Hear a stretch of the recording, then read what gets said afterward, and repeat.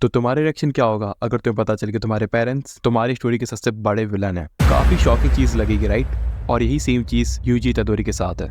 UG के जो parents हैं वो जुजुत्सु काइसेन के सबसे बड़े विलन हैं। जो लोग मांगा पढ़ते हैं ना, उन्हें खुद यूजी के पेरेंट्स के बारे में सारी चीजें नहीं पता है। यूजी की जो मॉम है वो केंजाकू से डायरेक्टली कनेक्टेड है और यूजी के पेरेंट्स बहुत ज्यादा मिस्टीरियस हैं। लेकिन ये बात वासुकी को पहले से पता थी। जिनको नहीं पता तो वासुकी इतादोरी यूजी के ग्रैंडफादर हैं, जिनको यूजी के पेरेंट्स के बारे में हर एक चीज पता थी। और एपिसोड 1 में ही वासुकी ने यूजी को उसके पेरेंट्स के बारे में बताने का ट्राई करा था, लेकिन यूजी ने मना कर दिया था। यूजी को उसके पेरेंट्स के बारे में नहीं जानना था। वासुकी ने उस टाइम पर यूजी को एक बात कही थी कि उसके पेरेंट्स बहुत ज्यादा स्ट्रांग थे और वो दूसरे की हेल्प किया करते थे। और वासुकी ने कहा था कि यूजी तुम भी दूसरों की हेल्प करना। लेकिन जो भी बातें वासुकी ने यूजी को उसके पेरेंट्स के बारे में बताई वो सभी चीजें झूठ थी। यूजी के पेरेंट्स कभी भी स्ट्रांग नहीं थे, यहाँ तक कि वो काफी ज्यादा मिस्टीरियस है।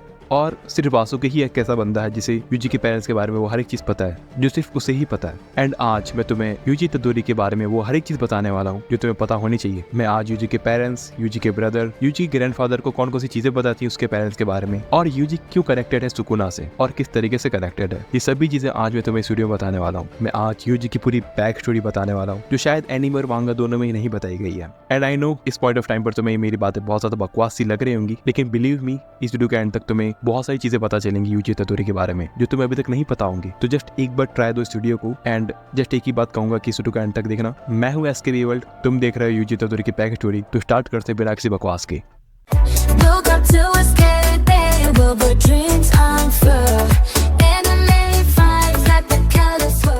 अगर मैं पहले तुम्हें यूजी की हर एक बेसिक चीज बताना चाहूँ तो वो है यूजी की फैमिली, जिसमें उसके फादर, उसकी मदर, उसके ब्रदर्स और उसके ग्रैंडफादर आते हैं। यूजी के ग्रैंडफादर थे वासुकी, जो तुमने एनीमे में देखा होगा, और यूजी के 3 ब्रदर्स थे, चोजो, एसो और कैचिजो, जो तुमने एनीमे में देखे होंगे। और ये तीनों ही ब्रदर्स यूजी से इनडायरेक्टली कनेक्टेड थे। और अगर बात करें यूजी की मदर के बारे में तो वह है काओरी इतादोरी और उसके फादर जिन इतादोरी। जिन इतादोरी एक काफी ज्यादा ऑर्डिनरी बंदा था जो एक हैप्पी लाइफ चाहता था और एक हैप्पी फैमिली चाहता था, और इसीलिए उसे बच्चों से बहुत ज्यादा प्यार था। लेकिन वहीं दूसरी तरफ काओरी इतादोरी बहुत ज्यादा मिस्टीरियस लेडी थी, जिसके पूरे सच के बारे में जिनको खुद भी नहीं पता था। जिनको काओरी से सिर्फ एक ही चीज चाहिए थी जो एक हर फादर चाहता है, और वो था एक बेबी। लेकिन बाद में ये चीजें रिवील होती है कि काओरी के साथ जिनका कोई बेबी होना ये सभी चीजें पॉसिबल नहीं है, या कह सकते हो कि काओरी कभी एक मदर नहीं बन सकती। लेकिन काओरी का एक सच जो सिर्फ वासुकी को पता था वो ये कि काओरी एक जुजुत्सु सॉर्सरर थी। वो कहीं ना कहीं जुजुत्सु वर्ल्ड से जुड़ी हुई थी, जिसके बारे में जिनको कोई भी आइडिया नहीं था। और इसलिए वासुकी हमेशा अपने बेटी जिन को कहता था कि उस औरत से दूर रहो। लेकिन जस्ट एक बेबी की चाहत में, एक बच्चे की चाहत में वो काओरी से दूर नहीं रह सकता था, क्योंकि उसे एक नॉर्मल लाइफ चाहिए था और उसे फादर बनने का सुख चाहिए था।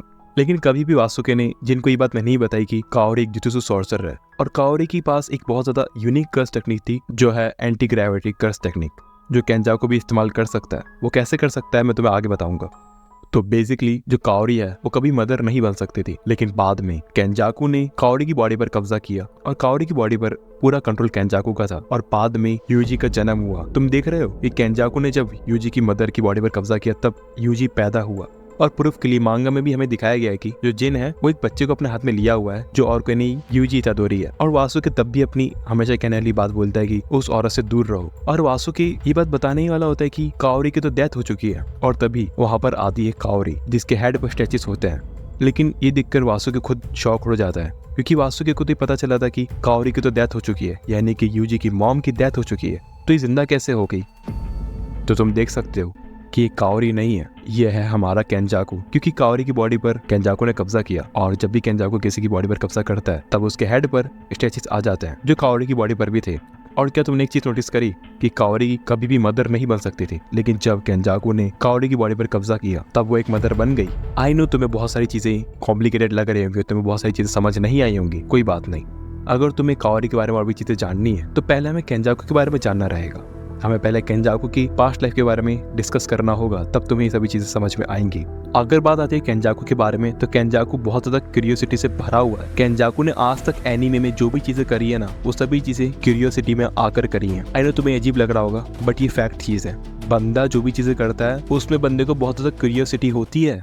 आई डोंट नो मुझे क्यों नहीं है। केंजाकू ने गैटो की बॉडी पर कब्जा करने से पहले काओरी इतादोरी की बॉडी पर कब्जा किया था, और काओरी की बॉडी से पहले केंजाकू ने नोरितोशी कामो की बॉडी पर कब्जा किया था।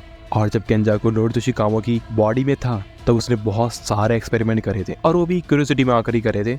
बंदे ने बहुत गंदे, बहुत ज़्यादा ईवल तरीके से एक्सपेरिमेंट करे थे। बंदे ने बहुत सारी लेडी पर भी एक्सपेरिमेंट करे थे।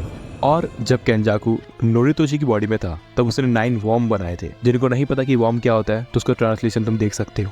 और इन 9 वॉर्म में से कुछ वॉर्म एसो, चोजू, कैचिजू और यूजी के भी थे। और तुम्हें पता होगा कि जो यूजी है वो चोजू का ब्रदर है। दोनों भाई हैं और चोजू जो है वो बड़ा भाई है और एसो, कैचिजू ये सभी लोग भाई हैं। लेकिन क्या तुम्हें पता है कि जो चोजू है उसके लिए केंजाकू फादर है और जो यूजी है उसके लिए केंजाकू मदर है। आई नो ये तुम्हें फिर से कॉम्प्लिकेटेड लग रहा होगा, चलो फिर से बताता हूँ। जब केंजाकू नोरितोशी कामो की बॉडी पर था तब उसने एक लेडी पर भी एक्सपेरिमेंट करा था और उसने एक्सपेरिमेंट करते टाइम एक वॉर्म का इस्तेमाल किया था जिसमें से चोजू का जन्म हुआ था और इसीलिए जोजो केंजाकू को फादर बुलाता है। तुमने जुजुत्सु काइसेन सीजन 2 के लास्ट एपिसोड में देखा होगा कि जो चोजो है वो केंजाकू को फादर कह के बुलाता है। हालांकि वो उसे काफी ज्यादा हेट करता है और तुम कहोगे कि यूजी की मॉम और चोजो की मॉम तो अलग है तो ये दोनों भाई कैसे हुए। देखो भले ही वो दोनों अलग अलग मदर के बेटे हैं लेकिन उन दोनों के जो वॉर्म थे वो एक दूसरे से कनेक्टेड थे और उन्हें केंजाकू ने ही बनाया था और इसलिए चोजो और यूजी ब्रदर है। अब देखो केंजाकू ने काओरी की बॉडी पर कब्जा इसलिए किया था क्योंकि काओरी के पास एक बहुत ज्यादा स्पेशल कर्स टेक्निक थी जो थी एंटी ग्रेविटी कर्स टेक्निक, जिसके बारे में न ही जिनको पता था न ही वासुकी को पता था।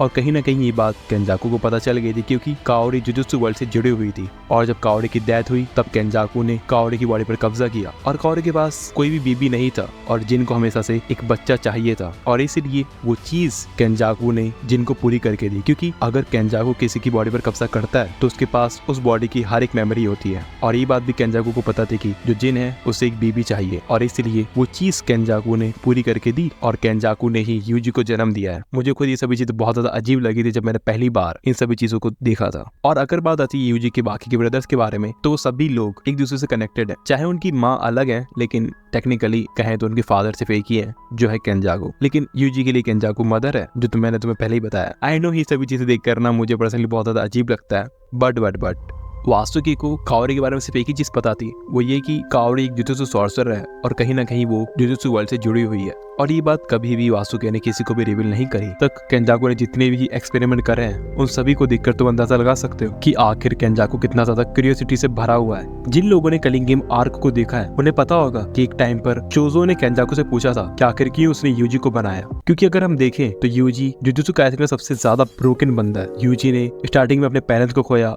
उसने बाद में अपने ग्रैंडफादर को खोया, उसने अपने फ्रेंड्स को खोया, उसने अपने सेंसे तक को खोया, उसने वो हर एक चीज खो दी जो उसके पास थी। और यूजी की सिर्फ एक ही ख्वाहिश है कि एक बार सब चीजें ठीक हो जाएं, उसके बाद उसे इस दुनिया में नहीं रहना। तुम सोच सकते हो कि यूजी कितना ज्यादा ब्रोकन बंदा है। लेकिन जब चोजो ने केंजाकू से पूछा था कि आखिर क्यों उसने यूजी को बनाया, तब केंजाकू बताता है कि उसने सिर्फ ऐसे ही मजे के लिए उस ऑब्जेक्ट को बनाया था। और इसी टाइम से काफी सारे लोग थियरीज बनाते हैं कि आखिर कैसे सुकुना से यूजी कनेक्टेड है। काफी लोग कहते हैं कि जो यूजी का वॉर्म था उसमें सुकुना ने काफी सारे एक्सपेरिमेंट करे और इसलिए सुकुना यूजी की बॉडी पर कंट्रोल नहीं कर सकता और इसलिए यूजी सुकुना का वैसल है। काफी सारे लोग ये भी कहते हैं कि जो सुकुना की 20th फिंगर है वो केंजाकू के पास थी और केंजाकू ने ही यूजी को ऐसा बनाया जिससे वो सुकुना का वैसल बन सके। देखो कहने के लिए तो बहुत सारी थियरीज बनती है इस टाइम पर लेकिन कोई भी चीजें यहाँ पर कंफर्म नहीं है। तुम्हें क्या लगता है कि क्या खुद यूजी सुकुना को 20th फिंगर है? मुझे कमेंट में जरूर बताना। तुम सब लोग क्या सोचते हो सभी थियरी के बारे में? मुझे अपने थॉट्स कमेंट में छोड़कर जाना।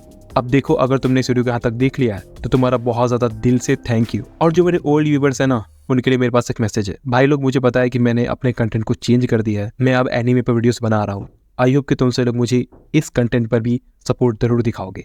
और एक और सरप्राइज है मेरे पास तुम सब लोग के लिए। मैंने इस चैनल के लिए गाना बनाया था जो मैं तुम्हें सुनाना चाहता हूँ, तो बिना किसी टाइम वेस्ट के। लेकिन हाँ एक और चीज यार, अगर तुम नए हो ना चैनल पर तो सब्सक्राइब कर देना क्योंकि बहुत ज्यादा सपोर्ट की जरूरत है अभी के टाइम पर। तो बिना किसी टाइम वेस्ट की चलो अपने गाने को प्ले करते हैं।